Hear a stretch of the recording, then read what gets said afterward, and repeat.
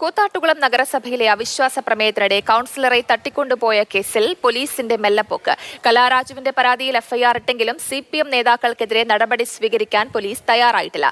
അതേസമയം പ്രതിഷേധത്തിനിടെയുണ്ടായ സംഘർഷത്തിൽ 50ഓളം UDF പ്രവർത്തകർക്കെതിരെ മിന്നൽ വേഗത്തിൽ പോലീസ് കേസെടുത്തു. LDF കൌൺസിലർമാരെ മർദ്ദിച്ചെന്ന പരാതിയിലാണ് അനൂപ് ജേക്കബ് MLA അടക്കമുള്ളവർക്കെതിരെ കേസ് രജിസ്റ്റർ ചെയ്തത്. വിവരങ്ങളുമായി ബിനിൽ ചേരുന്നുണ്ട്. ബിനിൽ, ഇന്നലെ നാടകീയമായ രംഗങ്ങളാണ് നമ്മൾ കണ്ടത്. പോലീസിന്റെ മുന്നിൽ കൂടിയാണ് കൌൺസിലറെ പിടിച്ചുകൊണ്ടുപോയത്. ഇപ്പോൾ CPM പ്രവർത്തകർക്കെതിരെ ഒന്നും കേസില്ല, മറിച്ച് UDFകാർക്കെതിരെ കേസെടുത്തിരിക്കുന്ന ഒരു നടപടിയാണ് പോലീസിന്റെ ഭാഗത്തുനിന്നുണ്ടാകുന്നത്. എന്താണ് വിശദാംശങ്ങൾ?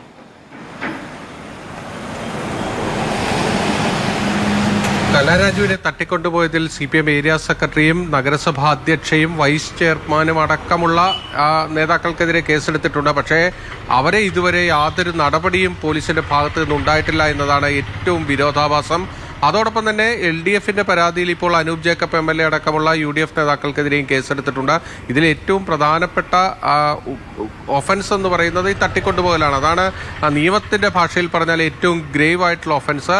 ഇവിടെ തട്ടിക്കൊണ്ടുപോകലിൽ മാത്രം ഈ കേസ് ഒതുങ്ങുന്നില്ല. സ്ത്രീത്വത്തെ അപമാനിച്ചു എന്ന അടക്കമുള്ള ഗുരുതര സ്വഭാവമുള്ള കുറ്റകൃത്യങ്ങൾ വേറെയും വരും. കാരണം അവർ പൊതുസമൂഹ മധ്യത്തിൽ വെച്ചവരുടെ വസ്ത്രാക്ഷേപം നടത്തിയെന്ന അടക്കമുള്ള കാര്യങ്ങളാണ് കലാരാജു പുറത്തു വന്ന് പറഞ്ഞിരിക്കുന്നത്. പക്ഷേ ഇതുവരെ പോലീസ് അനങ്ങിയിട്ടില്ല എന്ന് തന്നെയാണ് നമുക്ക് പറയേണ്ടി വരുന്നത്. ഇതിൽ ഈ തട്ടിക്കൊണ്ടുപോകാൻ ഉപയോഗിച്ച വാഹനം എന്നത് നഗരസഭാ അധ്യക്ഷയുടെ ഔദ്യോഗിക വാഹനമാണ്. ഇപ്പോൾ ആ വാഹനം നമുക്ക് കാണുകയും ചെയ്യാം. CJ സ്മാരക ഹാളിൽ ആ വാഹനം ഇപ്പോൾ സൂക്ഷിക്കുകയും ചെയ്തിട്ടുണ്ട്. അതായത് നഗരസഭയുടെ ഉടമസ്ഥതയിലുള്ള ലൈബ്രറി കോംപ്ലക്സിലാണ് ഇപ്പോൾ ഈ വാഹനം സൂക്ഷിക്കുകയും ചെയ്തിരിക്കുന്നത്. ആ വാഹനം പോലും കസ്റ്റഡിയിലെടുക്കാൻ പോലീസ് തയ്യാറായിട്ടില്ല എന്നതാണ്. ഇത് കേസിലെ ഒരു തൊണ്ടിയായിട്ടുള്ളൊരു വാഹനമാണ്. കാരണം ഈ വാഹനത്തിലാണ് കുറ്റകൃത്യം നടന്നതായി പറയപ്പെടുന്നത്.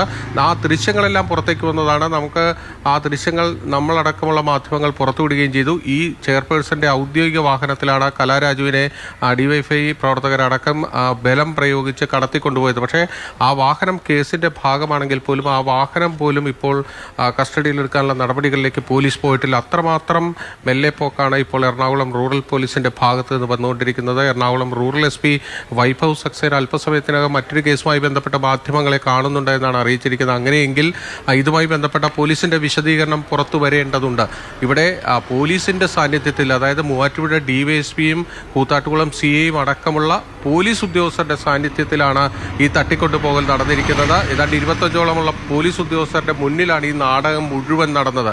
പക്ഷേ ആ വാഹനത്തിൽ ഈ കൗൺസിലറെ കടത്തിക്കൊണ്ടുപോകുമ്പോൾ അതിനെ തടയാനോ അവിടെ നിയമപരിപാലനം ഉറപ്പാക്കാനോ ഉള്ള ഒരു നടപടിയും പോലീസിന്റെ ഭാഗത്തുനിന്ന് വന്നില്ല എന്നതാണ് കോൺഗ്രസിന്റെ ഏറ്റവും പ്രധാനപ്പെട്ട ആക്ഷേപം. അതുതന്നെയാണ് കലാരാജുവും ഉന്നയിക്കുന്നത്. അവിടെയാണ് ഇപ്പോൾ ഈ അറസ്റ്റ് അടക്കമുള്ള ഒരു നടപടികളിലേക്കും പോലീസ് പോകാത്തതിലുള്ള വരുന്നതോടുകൂടി ആക്ഷേപങ്ങൾ കൂടുതൽ ശക്തിപ്പെടുകയാണ്.